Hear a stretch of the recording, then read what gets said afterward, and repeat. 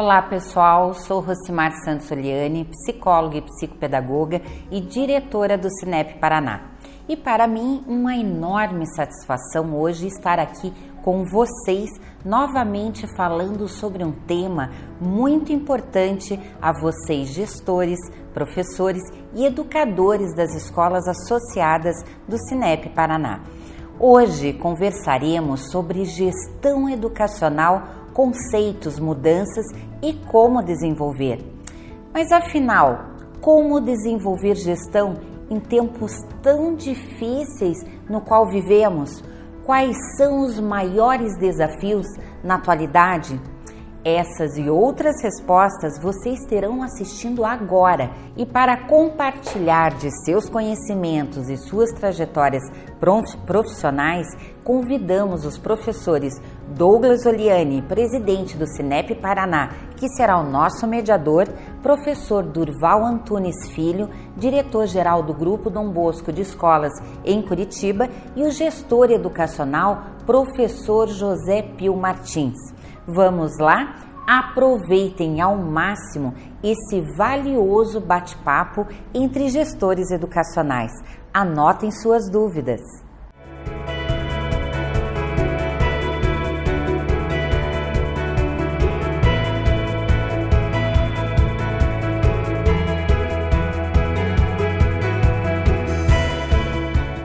Uma boa tarde a todos.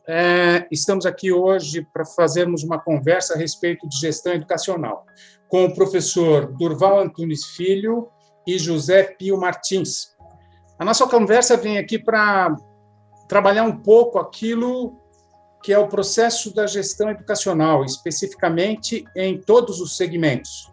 Dentro dessa nossa perspectiva, nessa chegada, nesse encontro de hoje, nós gostaríamos de pensar sobre aquilo que são os fundamentos básicos da administração ou da gestão, né, que é planejar, organizar, dirigir e executar. Então, dentro dessa perspectiva, a gente quer imaginar e trazer para hoje e lançar para o futuro algumas ideias e uma discussão que a gente possa trazer aqui num conjunto de experiências, propostas que possam ser utilizadas tanto do ponto de vista atual quanto futuro. Então, a gente passa por um processo de saída de uma pandemia e que precisa aí ter um olhar sobre tudo aquilo que aconteceu e tudo aquilo que a gente está tentando lançar para o futuro. Então, minha apresentação, eu sou o professor Douglas Oliani, presidente do Cinep, e trago esses dois convidados que aqui estão conosco. Gostaria que eles se apresentassem e lanço um desafio a eles daqui a pouco. Por favor, professores, pode começar. Professor Pio, pode ser? Muito obrigado, Douglas Oliani, pelo convite. Um prazer estar aqui com o professor Durval Antunes. Bom, minha apresentação é muito rápida. Eu sou um economista, contador, fiz uma carreira em área financeira, no setor público, setor privado, fui diretor de banco, presidente de banco, fui diretor financeiro de empresas industriais, tive cargos públicos, fui secretário de Finanças e Planejamento na Prefeitura de Londrina, quando era menino, fui diretor-geral da Secretaria da Fazenda do Paraná, e desde os meus 6 anos de idade, eu nunca saí de sala de aula, ou como aluno, ou como professor. Então, aliás, a primeira vez que eu entrei em sala de aula foi entre meu ensino médio e minha entrada na universidade. Eu dei aula 1 ano e meio de língua portuguesa, apesar de ser economista, e depois me formei, comecei a dar aula de economia e finanças e nunca mais parei. Tive uma experiência muito peculiar na área educacional, é que eu fiquei 22 anos, faltaram 2 meses para 22 anos na Universidade Positivo. Metade desse tempo eu fui vice-reitor, durante esse período, 3 anos eu fui pró-reitor acadêmico, e fiquei 12 anos como reitor.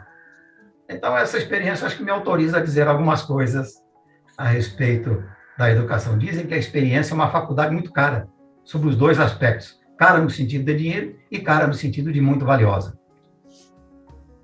É verdade. Professor Durval?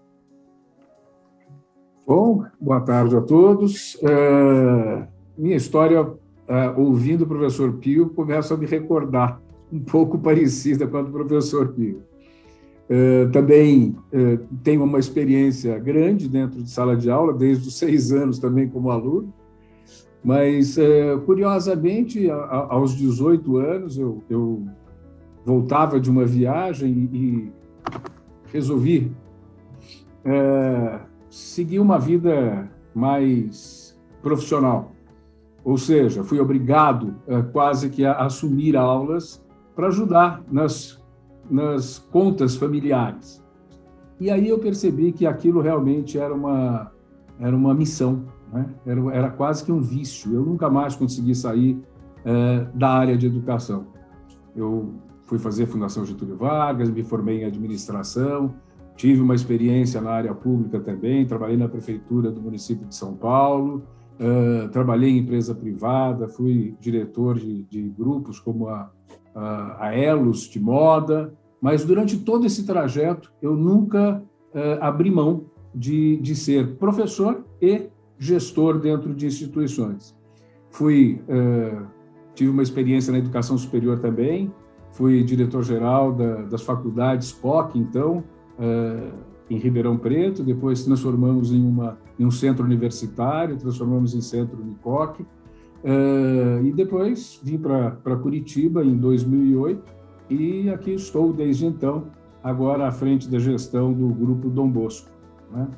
E como diz o professor Pio, o que nos dá essa digamos assim, esse status, né, de poder falar alguma coisa, é essa estrada imensa, né, que seguimos, né, e essa multiplicidade de cargos que ocupamos, não é, professor? Verdade. Eu passei também por algumas multinacionais, pelo menos umas 3 multinacionais, e sempre foi um sonho meu ser professor, né? Eu saí da faculdade e tinha essa vontade, até que num determinado instante eu consegui me encaixar numa instituição como professor. Fiquei bastante tempo, e quando eu digo bastante tempo, pelo menos uns 8 anos como professor, e acabei indo para a área da gestão.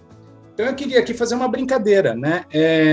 Quantos anos, se a gente puder somar as experiências que nós temos, quantos anos de experiência tem o professor Durval, o professor Pio e o professor Douglas, só na área educacional? Bom, se eu considerar apenas quando comecei a ser professor, aí já dá 40 anos. 40? Tá bom. Como professor, é o tempo de estudante, né? Você adquire experiência também no outro lado do palco. Sim. Professor Durval. 47 anos. Comecei em 1974, minha primeira experiência no tablado. Que lindo. Que lindo. Beleza. Bom, então eu sou o mais novinho aqui dessa coleção nossa aqui, com 28 anos.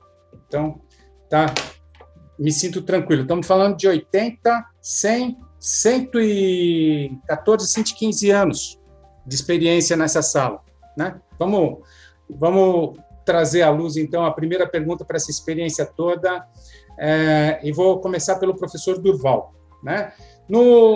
Agora, nesse atual momento, né, eu queria perguntar qual é o maior desafio para as escolas, logo que passado esse momento da pandemia, né, nesses dias, né, e como é que vai ser esse futuro? E pensando já no ano que vem, o que nós temos que estar trabalhando, o que a gente tem que estar gerindo de mais importante para as escolas? E, se quiser falar um pouquinho da educação infantil, de alguns dos segmentos, fiquem à vontade. Bom, eu acho que para todos, e aí não vamos falar só do segmento educacional, mas a pandemia acabou acelerando uma série de processos, né? Por mais que a gestão dentro da área educacional tenha evoluído nos últimos anos, eu acho que ela acabou sofrendo uma pressão maior durante a pandemia. E o grande desafio que eu vejo hoje é o que dessa experiência, né, que todos nós tivemos, e eu acredito que todas as escolas devam ter vivenciado, né? Elas foram obrigadas a agir mais rápido, elas foram obrigadas a encarar a gestão de forma mais séria, porque por mais que falássemos, não, gestão é uma coisa que já está implementada, todo mundo já sabe trabalhar com isso, a escola, a área educacional sempre teve uma certa resistência, não tanto na educação superior, mas na educação básica, né? fica aquela coisa, não, mas isso não é um negócio, a educação é uma missão, a educação, e isso tudo foi, ao longo do tempo, segurando a evolução dentro da área de gestão nas instituições de ensino, principalmente as instituições privadas. Esse momento pós-pandêmico vai exigir que este aprendizado, aliado a tudo aquilo que já vinha sido proposto para várias escolas, seja, de fato, posto em prática e observado, olhado com muita cautela, né? Então, conceitos como estabelecimento de metas, OKRs, sabe, toda a parte de gestão à vista, tudo aquilo que se fala em termos de gestão, tem que, de fato, ser implementado. Por quê? Nós vamos sair desta pandemia com muitas sequelas. Nós vamos sair machucados desta pandemia, não é?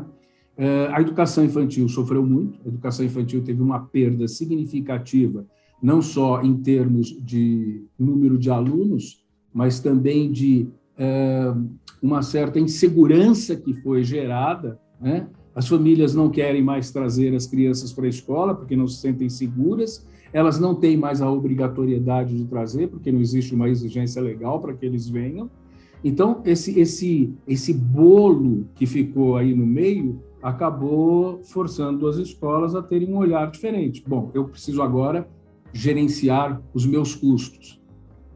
Escolas, muitas vezes, cuidavam dos custos das empresas de uma forma quase que leviana, né? Por quê? Porque você tinha uma boa receita, você tinha aluno, e não, vamos fazer isso, vamos fazer aquilo e tal. O olhar criterioso, né, sobre o custo, a gestão do custo da empresa, era muito supérfluo, né?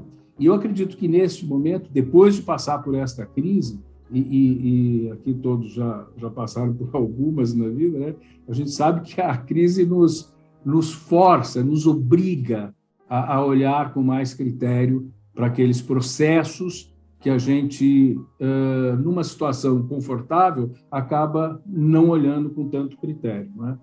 Então, eu acredito que o grande desafio hoje vai ser olhar com bastante critério, mas mais do que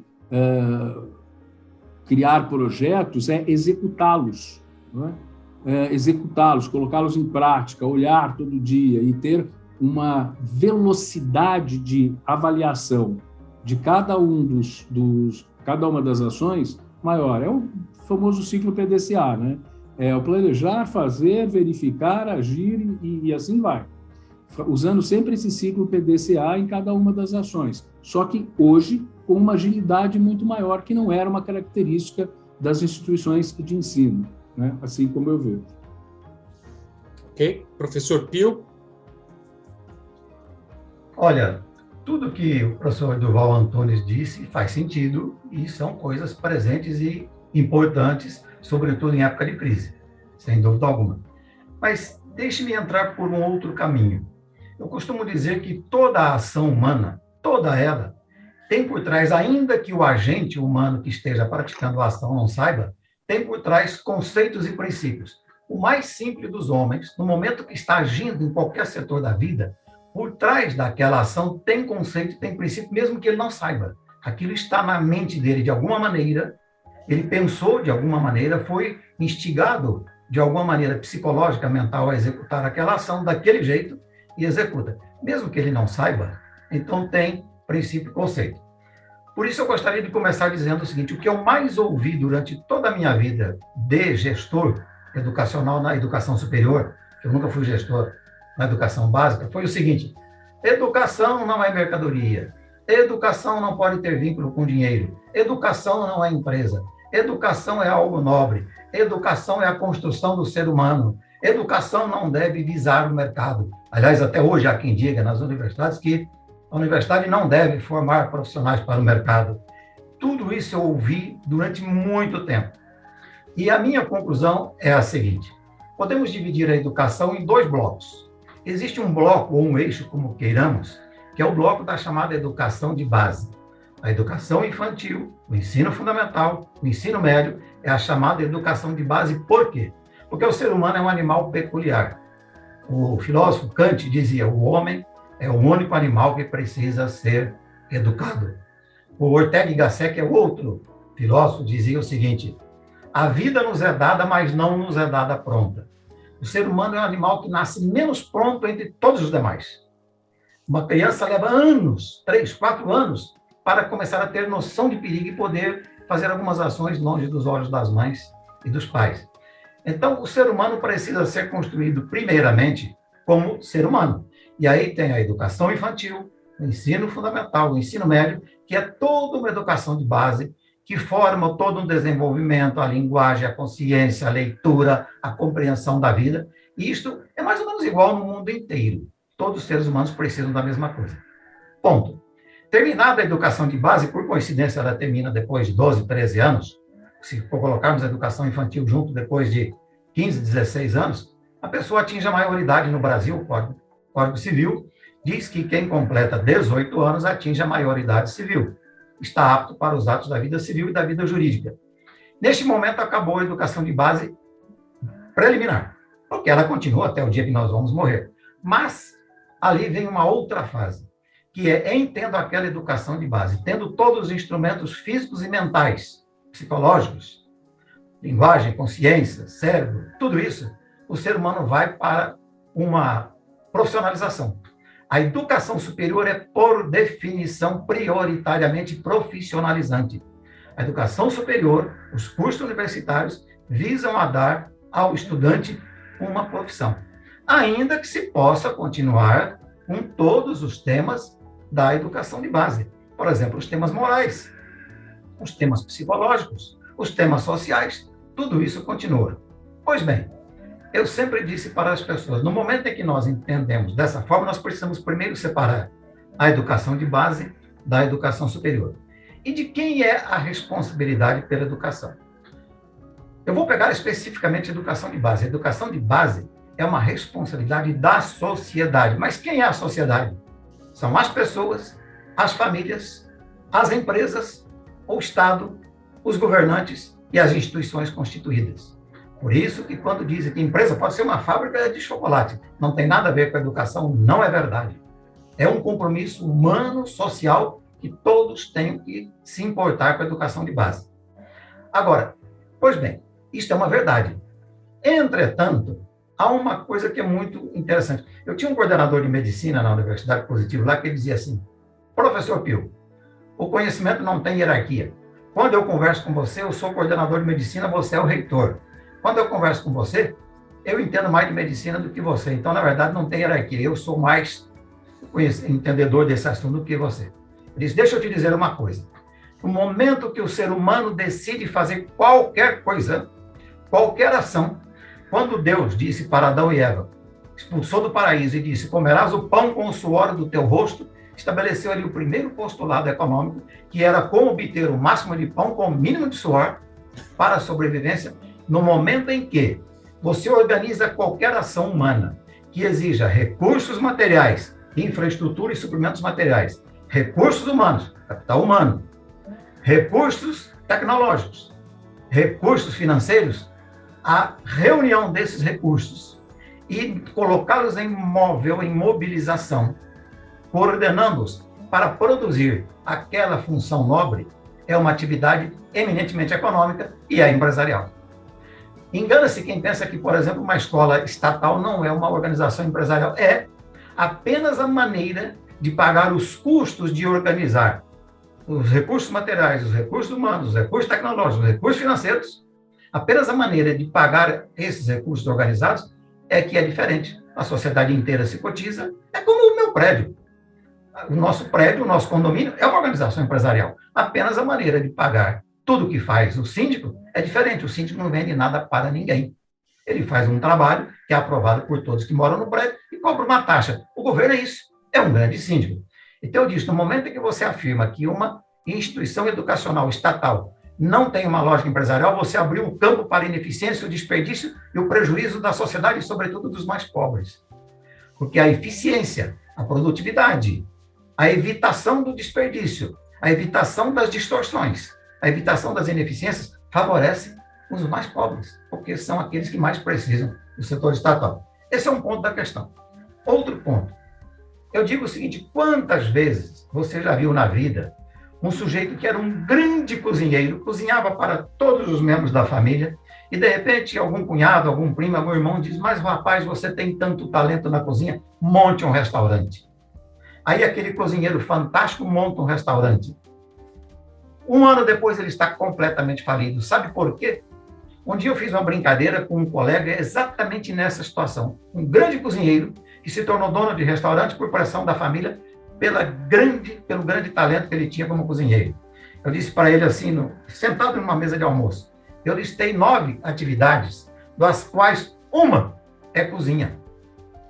O sujeito lida com investimentos, infraestrutura, marketing, conquista de clientes, qualidade, tributos, salários, dívidas, financiamentos, investimentos, governo, impostos de todas as maneiras e a obrigatoriedade de ter uma técnica de gerenciar tudo aquilo para que aquilo que saiu da cozinha, com a habilidade de algum cozinheiro, que possa ser ele mesmo, saia de maneira que ele consiga, pela satisfação do cliente, cobrar um preço que cubra todos os custos e deixe uma margem para ele sobreviver 10, 20, 15, 30 anos. Então, veja, não existe uma ambiguidade, não existe uma contradição e nem um confronto entre a nobreza, o caráter necessário social humanitário da educação e os aspectos empresariais da organização das estruturas que vão prestá-las. Isso é o primeiro ponto.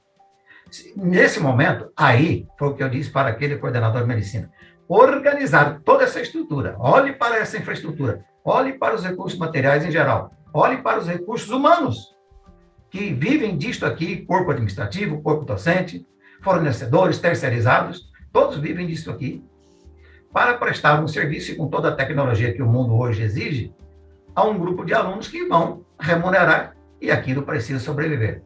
Então, aquele dono de restaurante, que por ter um grande talento como cozinheiro, não entende de nada dos outros 9, 12, 13, tantos quantos você queira, setores nos quais ele tem que atuar, ele vai à falência. Isto vale para a escola. Quantos e quantos professores geniais se tornaram donos de escola e ali foi a sua falência, foi a sua tragédia, foi o seu erro. Por quê? Porque ele achou que bastava ser um grande professor. Não basta. Não basta de maneira nenhuma. Esse é um lado da questão que eu gostaria de levantar. Um outro lado que eu gostaria de levantar é o seguinte. A empresa, eu sempre faço uma figuração quando pego alunos assim, início de curso, eu digo, olha, entenda que empresa seja o seguinte, eu vou até tentar abreviar aqui. Empresa é uma criatura que tem um criador. Criador são os sócios, são os donos, são aqueles que resolveram criar aquela organização. Eu disse, é uma ilusão você achar que você pode fazer com a criatura aquilo que você quer. A criatura tem suas leis científicas e suas leis jurídicas. Eu dou o seguinte exemplo. Se você ganhar de presente olhando um cachorrinho pitbull e você criar esse pitbull respeitando a natureza genética dele, tratando o direito dele, estudando o que é um pitbull, ele cresce. Aí, quando ele for grande, um ladrão ataca você, ele mata o ladrão e te defende. Agora, ganhe um cachorrinho pitbull e não estude sobre pitbull, não se treine como gestor de pitbull, trate aquele pitbull de maneira a agredir a genética científica dele, ele cresce, lá na frente um ladrão ataca sua casa, ele mata o ladrão e no minuto seguinte mata você. Você não pode fazer com o pitbull o que você quer, você tem que fazer com o pitbull o que é preciso. O que diz a ciência, o que diz a tecnologia, o que diz a lei. Empresa é a mesma coisa. Então, o criador, o dono de uma escola, tem que entender que aquilo é uma instituição econômica que tem que ser tratada segundo sua lógica jurídica, sua lógica científica, sua lógica técnica, e não segundo uma vontade particular e pessoal. Desse ponto de vista, eu encerro essa introdução. Todos os donos de escola deveriam entender que isto é uma organização empresarial e precisa, então, por mais genial que seja um professor em sala de aula, entender de tudo aquilo que eu já citei aqui, que uma organização escolar, como uma organização empresarial que exige. Tá ótimo.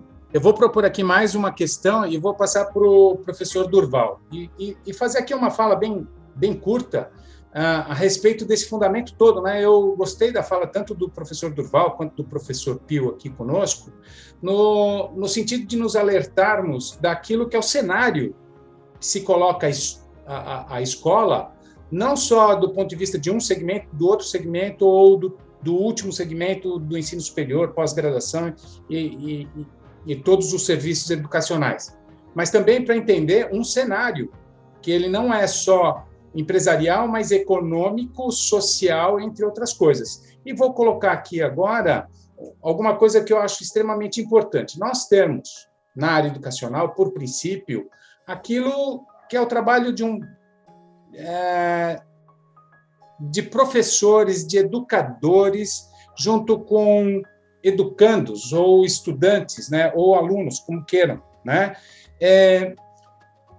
De que forma, quando você faz essa análise que foi proposta agora inicialmente, a gente compreende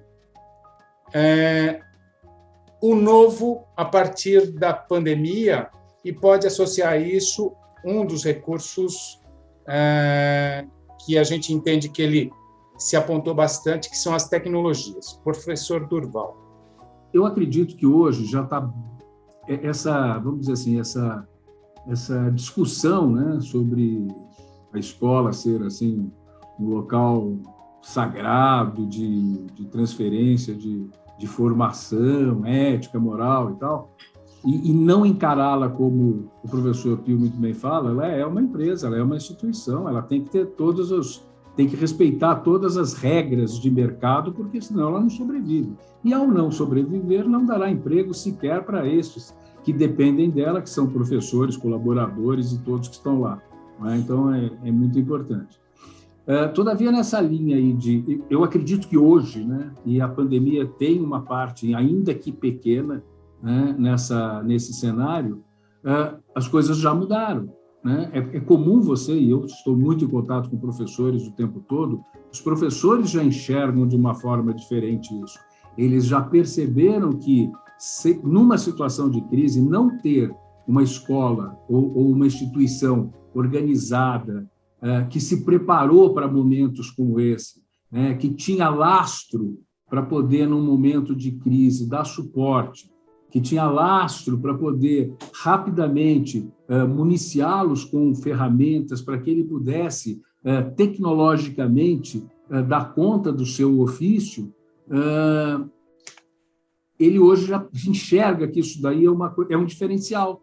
Né? Se não fosse assim, eles provavelmente estariam desempregados, na maioria dos casos. Né? E aí seria uma situação mais grave. E aí entra o viés social. Porque não esqueçamos de uma coisa, ter uma instituição sólida que consiga arcar com as suas obrigações trabalhistas, né, e todas as outras, é também uma função social. É você manter a economia fluindo. Né? O professor Pio, que é economista, sabe muito bem isso daí, melhor do que todos nós aqui, pode nos ensinar e dar uma aula sobre isso. A cada salário pago para o professor, cada emprego mantido numa crise, é uma forma da gente estar, de algum jeito, colocando um pouco mais de combustível nessa economia, para ela continuar girando, para esse ciclo continuar se movendo. Não é? Então, nesse sentido, eu acho que a pandemia nos ajudou. Né? E ajudou, inclusive, a esclarecer para algumas pessoas que eram fortemente contrárias a essa noção de que ali existe um bem maior dentro das escolas, que é a questão social, não só a questão de formação, mas a questão social mesmo, a questão de manutenção de famílias, de empregos e de manter também o ciclo da economia em andamento. Com relação a isso, a questão tecnológica só é possível, obviamente, se houver recursos para poder colocar toda essa tecnologia na mão dos professores. Né? E se a gente tiver uma gestão desalinhada ou pouco cuidada no passado, não poderíamos ter tido chance de salvar, né, muitas instituições como nós fizemos aí nessa virada. Né? Ok. Professor Pio, a gente, nesse ensaio todo, quando eu coloquei essa pergunta para o professor Durval, eu gostaria que que o senhor complementasse ou fizesse aí colocasse até, expusesse também algumas decisões que seriam importantes do ponto de vista da gestão educacional para alguns dos segmentos. Como esteve bastante tempo na educação superior, fique à vontade para falar sobre isso, né? Porque às vezes a gente fala sobre aquilo que é gestão, mas tudo o que eu fiz eu não falei para você e você não falou para mim, né? Eu quero saber, dá uma dica, né? Dá um panorama para o novo gestor. Quem serão os novos gestores? E depois do professor Pio, eu vou dar uma continuidade com o professor Durval, falando da mesma forma.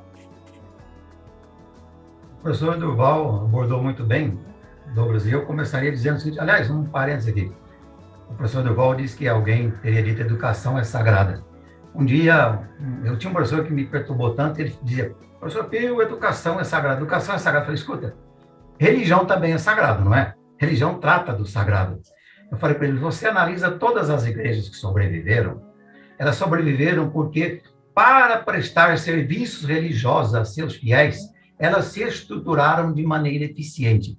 Você colocou a palavra eficiente na frente, você, na verdade, transformou o problema de prestar serviços religiosos num problema econômico.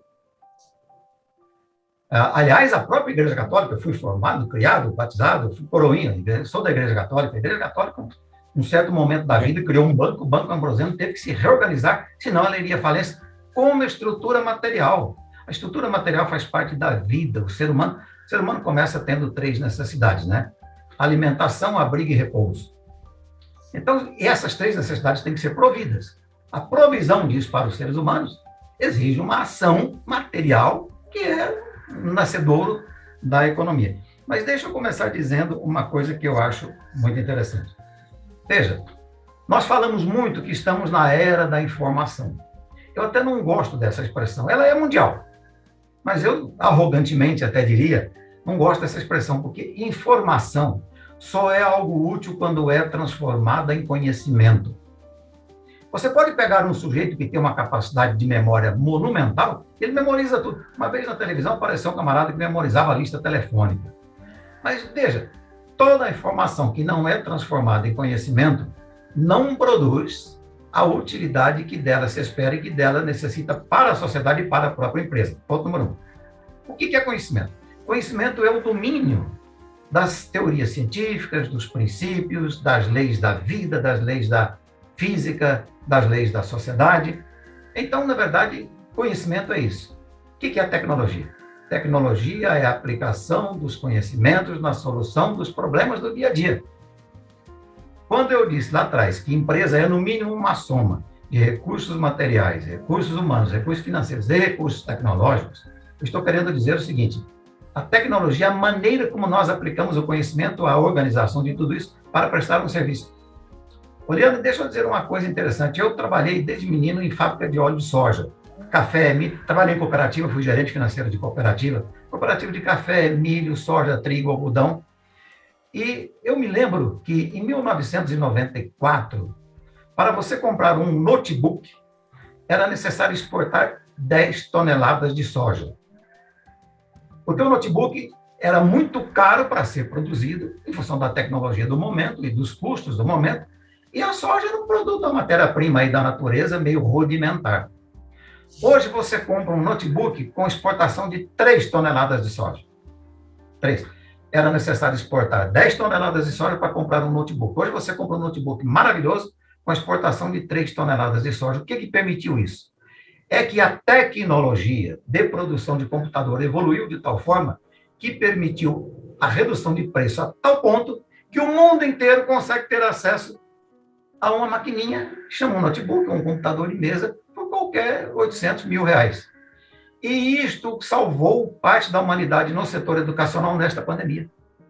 Veja, o professor Durval lembrou bem, se os alunos não tivessem acesso a um mínimo, né, eles não teriam permitido condições, ou propiciado condições, para que a educação fosse feita. Pois bem, primeira coisa que eu diria para todo gestor: olhe a educação com toda a nobreza que ela tem, seja uma unidade estatal, seja uma unidade privada. Aliás, eu costumo dizer que no Brasil, as empresas privadas de educação são empresas privadas. Eu pessoal lá do Grupo Positivo, olha, vocês são donos de uma empresa, a empresa é privada, mas a atividade é estatal. A educação brasileira, quem diz o que ela deve fazer é o Estado brasileiro. Prefeituras, Estados e União. Todo mundo segue a cartilha do direito educacional de todas as instituições. Então, a primeira coisa que eu diria é a seguinte, para os gestores. Entendam que essa questão tecnológica é aquela que está presente em qualquer empresa, como naquela empresa de notebook de 30 anos, ou numa empresa que fabrica meias hoje, que, aliás, estão querendo que nas empresas que fabricam meias não se use mais material sintético que dependa de exploração de recursos esgotáveis. Então, o primeiro ponto é não fugir, em nome de um intelectualismo, de um sagradismo, né, um sacramento da educação, fugir de conhecer e acompanhar as questões tecnológicas, porque, volto a insistir, se a tecnologia é a aplicação dos conhecimentos na solução dos problemas do dia a dia, você tem que conhecer a tecnologia, mas para isso tem que conhecer o conhecimento e tem que ter a informação. Então, informação transformada em conhecimento, conhecimento transformado em tecnologia. Significa dizer o seguinte, prestar atenção a esses assuntos. Os gestores têm que prestar atenção. Eu posso não conhecer um assunto, mas se eu prestar atenção nele, eu acabo aprendendo, e se eu não aprender, contrato quem saiba para me ajudar. Eu diria agora, para dizer uma coisa muito prática. Não dá para resistir às ondas profundas que vêm em nossa direção. Aquele Buckminster Fuller dizia, você não consegue se desviar de uma onda vindo em sua direção se não conseguir vê-la. Mas ele mesmo dizia, as coisas materiais são visíveis com o cérebro, nos olhos do corpo, mas as coisas mais sofisticadas só são visíveis com os olhos da mente. Então, na verdade, o gestor educacional tem que entender que, desse ponto de vista, ele não é diferente do gestor de um banco, gestor de uma fábrica de soja, de uma fábrica de notebook, e se dedicar ao lado da nobreza, da beleza da educação. Eu sou um apaixonado por assuntos educacionais. Sou apaixonado por esse processo. Um dia me perguntaram, defina bem curto o que é pedagogia. Pedagogia é uma ciência que estuda apenas uma coisa, como pegar o conhecimento que está na cabeça de um professor e transferir para 100 alunos. De maneira, só que é o seguinte, não é só conhecimento técnico, é moral, é social, é comportamental, é psicológico, é humano, né? Então, esse é o ponto.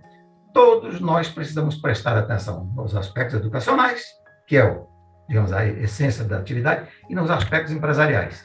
Prestar atenção e entender. Nós demoramos muito, né, para entender que educação exige essa preocupação com todos os temas empresariais o tempo todo. Muito bem. Eu quero aproveitar aqui a vossa fala, professor Pio, e já mandar para o professor Durval também. E claro que a gente se apercebe disso. Primeiro que a gente teve aí toda uma gestão que ela foi contingencial o tempo inteiro, né? Essa contingência não estava tão prevista, pelo menos até o início de 2020. E, claro, tomadas de decisões foram feitas assim, olha, eu tomo uma decisão de manhã para ver se eu tenho um resultado à tarde. Eu tomo uma decisão à tarde para ver se à noite alguma coisa acontece. Olha, não abrem bares, restaurantes, escolas fecham, escolas abrem, não foram abertas. Então, dentro desse contexto educacional, o segmento educacional, eu acredito, e não quero fazer disso nenhum juízo, né? Então, por favor, me entendam, né? É só uma expectativa, né?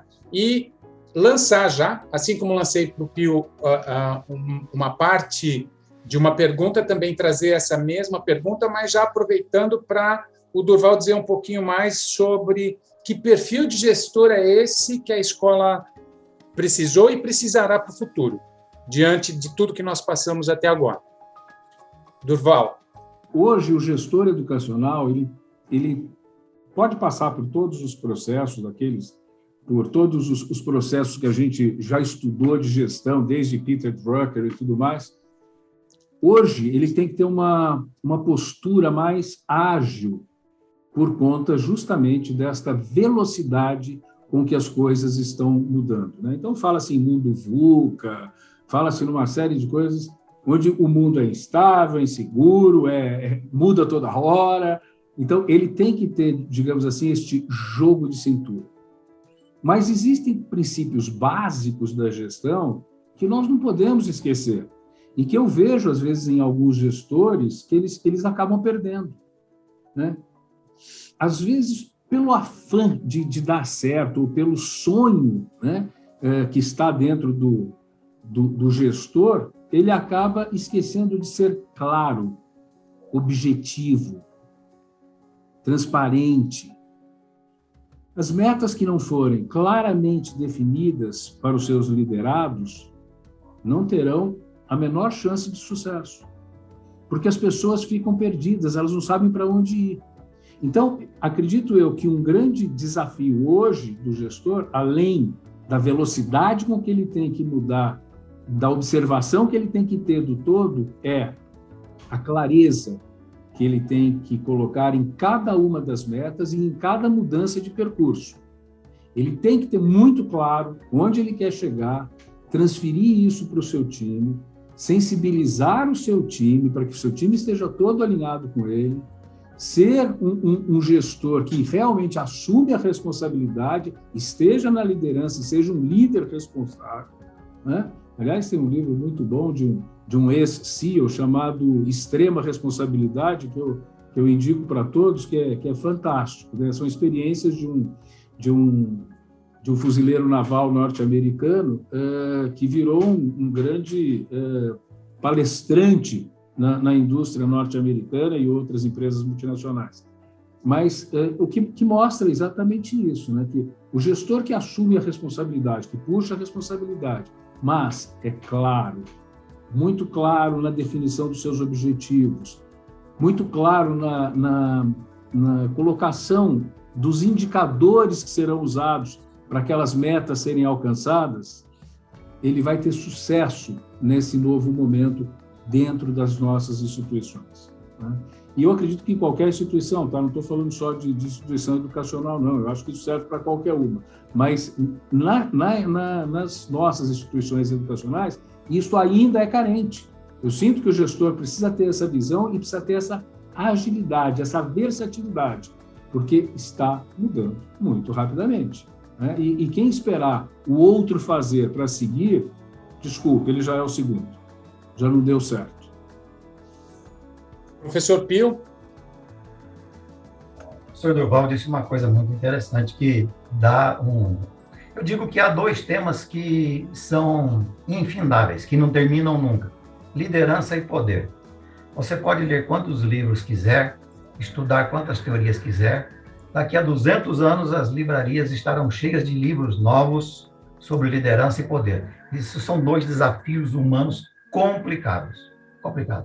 Então, liderança é algo que dá, digamos assim, aulas, palestras e cursos, realmente esses atributos da liderança. Mas o professor Durval disse uma coisa que me fez lembrar. Eu, de vez em quando, invento umas frases pessoais, porque eu digo que não são só os famosos que podem inventar seus provérbios. Eu invento os meus e registro aqui, em algum lugar, para dizer que eu um dia falei isso. Mas um dia eu brinquei com um amigo meu que eu dizia o seguinte: olha, antes de aprender a arte de atirar, é preciso aprender a arte de identificar inimigos. Se você atirar bem, com competência, com boa técnica, no inimigo errado, você não atingiu o seu objetivo, né? E aí eu brinco, eu digo que se você caminhar com eficiência na estrada errada, você apenas chegará mais cedo ao abismo. Então, veja, tudo isso são temas ligados à liderança. Eu confirmaria o que o professor Durval disse, dizendo o seguinte: preocupem-se em aprender alguma coisa sobre liderança. Aliás, há uma pergunta: liderança pode ser aprendida? Eu digo o seguinte: você pode ter todos os talentos para jogar tênis, mas você tem que aprender os fundamentos do jogo de tênis. É uma disputa que tem regras. Se você for jogar futebol, um jogador de futebol pode ser talentosíssimo, mas quando ele vai para um clube e vira um profissional, ele recebe aulas sobre quais são as regras do futebol. Tem jogador de futebol que é fantástico, mas enquanto ele é criança, ele não sabe o que é um impedimento, né? Liderança é a mesma coisa. Você pode ter todos os talentos, todos os atributos pessoais conducentes à condição de um bom líder, mas você precisa aprender o que é liderança na prática e ser humilde o suficiente para aprender os atributos do líder, os atributos da liderança. Então, eu acho que este é um desafio bonito. Eu até diria, Liane, para os gestores, para os donos de escola, por mais bem-sucedido que você seja, por melhor que seja o cargo, mais belo que seja seu crachá, né? Estude sobre liderança, mas estude livros de liderança que te ensinem essas técnicas todas, esses atributos todos, porque eles são úteis na gestão. São úteis demais.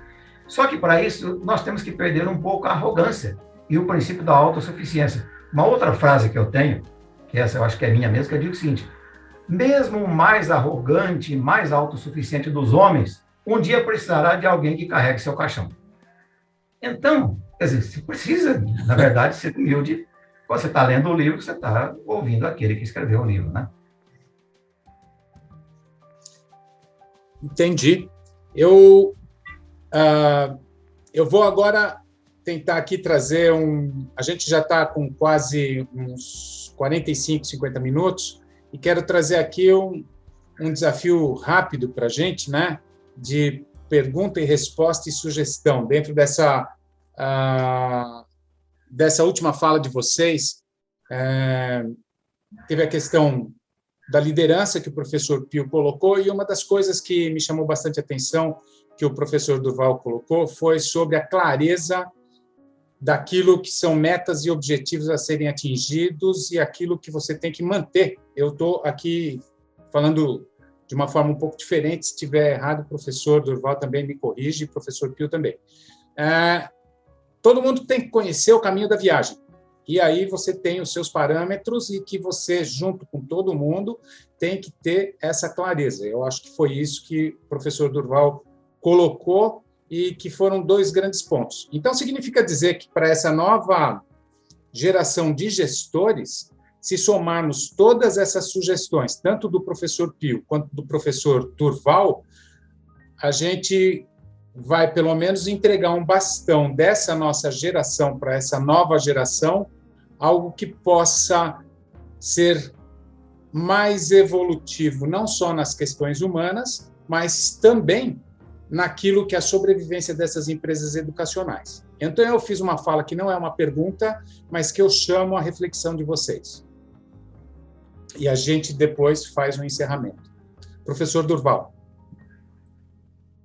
Então, eu da sua fala, Douglas, eu comecei aqui a refletir um pouco, principalmente na hora que você fala de passar o bastão, tá? Eu acho que esse bastão a gente nunca vai passar, a não ser que seja o bastão da aprendizagem. Porque não existe um fim para esse processo. Esse processo é eterno. Mesmo porque, diante desse momento e deste cenário que se nos apresenta,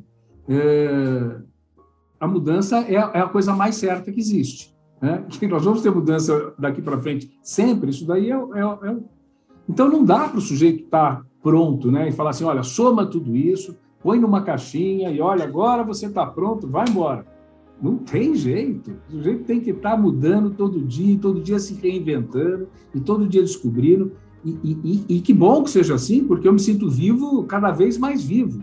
Né? Se eu estou me reinventando, eu estou no ritmo, estou no clima, estou bem. Né? Estou me sentindo vivo. Né? Quando eu falo de definição de metas, de ter as metas claras, estabelecidas, por mais que a gente tenha que rever as metas, e isso vai ser uma coisa cada vez mais necessária, a cada momento que uma meta for definida, ela tem que respeitar algumas coisas. Primeiro, um dos grandes erros que a maioria das empresas comete, e na área de educação também, são aquelas metas que vêm top-down, né? Tem que dar tantos por cento de EBITDA, menos de 30% de EBITDA não queremos, menos de 20% de EBITDA não queremos. Não funciona assim. A coisa é construída de baixo para cima. Você tem que ver como é que é Você vai trabalhar com o seu OBZ, o seu orçamento base zero, você vai montar, você vai construir, criar. Olha, isso daqui, nessa operação, vai dar para chegar nisso. Isso é alcançável, é atingível, porque o que acontece? Você acaba, na primeira vez, todo mundo fala, não deu, poxa vida, não deu, gente, na próxima nós vamos conseguir. Na segunda vez que você faz isso, você vai perder todos os seus colaboradores. O cara vai falar, vocês só me dão meta que eu não vou alcançar, por que eu vou ficar me matando? Aí ele já não busca mais a meta. Ele já não vai querer, na terceira vez, buscar a meta, porque ele já sabe que não vai atingir mesmo. E aí você entra naquela espiral decrescente, né? Porque aí vai, quando você vai ver, a coisa vai para o buraco. Então, uma das coisas que eu acredito que tem que ser bem claras para qualquer gestor educacional é que as metas têm que ser claras, definidas, muito transparentes. E os indicadores, esses sim, têm que estar sempre muito firmes, muito rígidos, para que eles possam acompanhar para e passo o que está acontecendo. De tal sorte que você perceba, antes de que você seja obrigado a mudar, você perceba que você tem que mudar, antes de ser obrigado a mudar. Porque se chegar no momento que você é obrigado a mudar, você já perdeu. Você já está na decrescente de novo. Então, mas com relação ao futuro, eu acredito que o mais importante é saber que tudo muda o tempo todo. E a gente tem que estar sempre aprendendo. E, aproveitando para passar a fala aqui para o professor Pio, eu vou potencializar essa questão, né, de que todo dia a gente vai ter um novo, né? Toda hora, todo dia, todo segundo a gente tem um novo, e a que velocidade, né? Então, professor Pio, complementa aí o que o professor Durval colocou, por favor, para a gente poder encerrar daqui a pouco. O professor Durval, na verdade, matou duas questões essenciais. A primeira questão que ele matou é quando ele disse o seguinte: nós temos que ter capacidade de adaptação. Ele, na verdade, está chancelando Darwin. Darwin disse: os que sobrevivem não são os mais aptos, não, são os que mais se adaptam. Na natureza, imagina um animal para sobreviver no Alasca. Ele tem que se adaptar àquele clima terrível. No fundo, o que o professor Durval está dizendo é isso. Ou você tem capacidade de adaptar-se à situação, à circunstância, à tecnologia, ao progresso e às crises, ou a sua incapacidade de adaptação será um problema, né? Então, isso é uma coisa fundamental, fundamental. Acho que vale a pena repetir, professor Durval, estou repetindo, pela absoluta importância que tem isso. Uma outra questão que o professor Durval também falou, e que eu acho relevante, um dia chegou um aluno para mim e disse o seguinte: professor Pio, eu já vi umas 80 definições de planejamento, mas eu tenho uma preocupação, se tem tanta definição, qual que é uma definição boa? Eu disse: olha, então vou te dar uma simplesinha que eu gosto. Dizem que o planejamento é a arte e a técnica. Ele tem uma técnica, tem uma arte. É a arte e a técnica de estabelecer objetivos, fixar metas. Metas são os objetivos devidamente quantificados, mensurados. Listar as ações e identificar os meios. Quais são os meios? Recursos materiais, recursos humanos, recursos tecnológicos, recursos financeiros. Então, na verdade, o professor Durval está alertando para a necessidade de ver isso. Eu acrescentaria uma única palavra ao que o professor disse em relação às metas. As metas têm que ser claras, têm que ser lógicas e têm que ser factíveis. Não adianta. Dizem que o presidente John Kennedy, um belo dia, disse: daqui a 10 anos nós vamos chegar à Lua. Acharam que ele era um louco desvairado, acabaram chegando, né? Então, ele se revelou um visionário, mas por sorte, porque poderia nunca ter chegado. Então, é claro que uma empresa pode querer chegar à Lua. Agora, ela não pode ficar sentada nesse sonho eternamente, porque se ela não conseguir chegar, ela quebra, né? Eu acho que isso é importante. No fundo, olha, eu diria o seguinte: é a capacidade de aprender e de se adaptar. Isso exige uma dose de humildade intelectual. Não é humildade pessoal. Há pessoas que são humildes do ponto de vista pessoal, mas profissionalmente são até arrogantes. Não ouvem, são muito difíceis, né?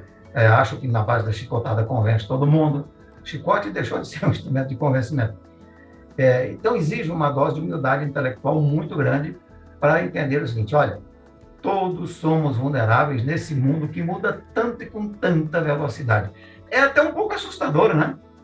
Mas, como disse o professor Durval, isso é bom, porque eu me sinto vivo à medida que tudo... Então, eu acho que é por aí mesmo. Tá ótimo. Deixa eu dizer assim, eu vou abrir a palavra para vocês fazerem aí o nosso fechamento, o nosso encerramento, o agradecimento, e eu quero, antes de tudo, agradecer, honrar e respeitar toda essa experiência somada aqui entre a gente, principalmente a de vocês. Então, sou muito grato, gratidão é a minha palavra, por vocês estarem aqui junto conosco hoje, fazendo uma conversa dessa que eu não tenho a mínima dúvida que todo e qualquer gestor precisa ouvir. Todos esses experimentos, tudo aquilo que a gente debateu, que a gente conversou, é óbvio que falta muita coisa e a gente volta a falar sobre isso num próximo encontro, como a gente conversou hoje, de uma forma bastante fácil, mas objetiva naquilo que é o nosso propósito. Então, mais uma vez, agradeço, professor Pio, professor Durval. Entrega, então, professor Durval, depois o professor Pio pode fazer o seu encerramento. Eu é que agradeço, Douglas, pelo convite. Aliás, momentos agradabilíssimos. Adorei esse momento aqui. É muito bom bater papo com gente inteligente, né, professor Pio e o professor Douglas? E vocês dois são duas pessoas que eu tenho em alta conta aqui. Foi um grande prazer, uma grande honra poder ter participado aqui com vocês. E aos colegas gestores aí que estão nos ouvindo, eu reforço a mensagem de não parar jamais. Procurar sempre, estudar sempre e estar muito atento ao que vai surgir daqui a 3 segundos. Aquela história de que a Band News, em 20 minutos, tudo pode mudar, esquece, são 3 segundos, tudo pode mudar. A Band News já está ultrapassada. E as metas, pelo amor de Deus, nada de Dilma. Quando chegar na meta, dobra a meta. Não. Meta tem que ser, como diz o professor Pio, factível, tem que ser alcançável. Não é? Mas muito obrigado por tudo. Eu que sou grato pelo convite, professor Douglas. Obrigado. Professor Pio, fique à vontade. Bom, na verdade, eu estou aqui na companhia de 2 pessoas agradáveis, inteligentes e que têm o que dizer na área da educação. O professor Durval Antunes, maravilha, e o professor Douglas Oliano, que, aliás, tem uma missão adicional, que é gerir uma instituição complexa como um sindicato de escolas particulares, né? Mas não vou falar muito, não, eu vou dizer apenas o seguinte. Toda essa conversa, eu foquei muito na história de que é preciso conhecer esse animal social chamado empresa. A vida da sociedade, a vida do mundo tem vários animais, né, no sentido figurativo até da palavra. Empresa é um animal que tem uma característica. Mas dentro da família de empresas existe um outro animal que é dentro da mesma espécie, porém que tem algumas peculiaridades danadas, que é a empresa familiar. Eu acho que também os gestores, os donos de escolas, os donos de empresas familiares precisam entender o que é esse animal chamado empresa familiar. Até porque eu sentia de se supor que a empresa seja uma instituição que vá sobreviver à vida biológica do seu fundador, do seu dono, da família que lá está. Eu sugiro muito isso. O Brasil tem 430 empresas listadas na Bolsa de Valores que são de capital aberto. E uma grande parte ainda são estatais. E tem algumas lá, tem 700 empresas estatais no país, das quais umas 100 têm capital aberto. O resto tudo é empresa de alguém. Outro dia um sujeito disse, mas e se o camarada não tiver mulher, filho, pai, mãe, parentes, mais nada? Eu digo, ainda assim é uma empresa familiar, família de um sujeito só, que ele vai ter que dizer para quem vai ficar se ele morrer, se ele não tem nenhum parente consanguíneo no planeta. Então, a empresa familiar, eu estou pretendendo até escrever um livrinho chamado Anatomia da Empresa Familiar. Empresa de família. Né? Por quê? Porque isso é fundamental. Às vezes a empresa falha, não é em nada disso que nós dissemos, é no fato dela ser familiar. Existe uma coisa, a propriedade, a família e a gestão. Se não organizar adequadamente isto e a sucessão, processo sucessório, planejamento sucessório, porque, como eu digo para os meus amigos, lamento, mas você vai morrer. Lamento dizer, mas você vai morrer. Então, eu lamento para dizer a todos os donos de escola, você vai morrer. Não sei quando, mas vai. Então, imagino que você não queira que sua empresa morra com você pela confusão familiar que se estabeleceu por não fazer um trabalho bem feito. Muito obrigado pelo convite, estou à disposição, adoro falar desses assuntos empresariais e educacionais, mesmo porque eles se intercomunicam, não há separação entre eles. É verdade. Então, mais uma vez, vou ficar com saudades e a gente vai criar aí um novo tema e vamos nos encontrar de novo, tá ok? Muito obrigado a vocês, Durval, Pio, forte abraço. De coração, mais uma vez, a minha gratidão e foi um prazer estar com vocês aqui agora. Prazer foi nosso. Obrigado. Tchau, tchau. Pessoal, espero que tenham aproveitado ao máximo das informações e que estas tenham gerado muito conhecimento, conforme mencionado pelos nossos convidados. São informações e orientações importantes de pessoas com ampla trajetória profissional. Vamos lá, anotei algumas coisas aqui importantes para vocês na nossa live de hoje. Importante, para administrar é necessário planejar, organizar, dirigir, liderar e controlar, assim como não ficar apenas nos projetos, e sim executá-los. Ou seja, lembrar sempre de ser eficiente, ser efetivo nas ações realizadas. Os nossos convidados comentaram muito sobre a importância do saber, conhecimento, saber fazer, habilidades e desenvolver cada vez mais estas habilidades específicas e o fazer, atitude. Foi mencionado ainda pelos professores Durval e professor Pio Martins a importância das metas serem muito claras e objetivas e principalmente factíveis. E principalmente aceitar, pessoal, o quê? Aceitar as mudanças que o mundo e o tempo propõem. A escola mudou, o aluno mudou, o nosso professor mudou, a sala de aula mudou. Então, você já se perguntou se você, enquanto gestor educacional, também mudou? Desta forma, foi muito importante a fala do professor Pio Martins quando diz que há necessidade do gestor educacional ser humilde em perceber que quanto mais aprendemos, maior a necessidade da aquisição de novos conhecimentos. Eu quero agradecer mais uma vez a todos os convidados aqui presentes. O riquíssimo e descontraído bate-papo que, com certeza, através das várias informações, geraram sim reflexões importantes aos nossos gestores das escolas associadas ao Sinep Paraná. E assim finalizamos mais uma live e com certeza voltaremos com mais novidades para você sobre gestão educacional e conversaremos sobre todos os segmentos educacionais. Até o nosso próximo encontro com mais novidades para você. Aguarde! A todos, muito obrigada pela sua participação. Dúvidas, informações, entre em contato com o Sinep Paraná. Estamos aqui com certeza prontos para te ajudar.